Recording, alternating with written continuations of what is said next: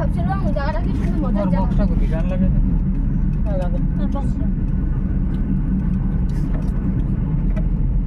মুই গান না এটা না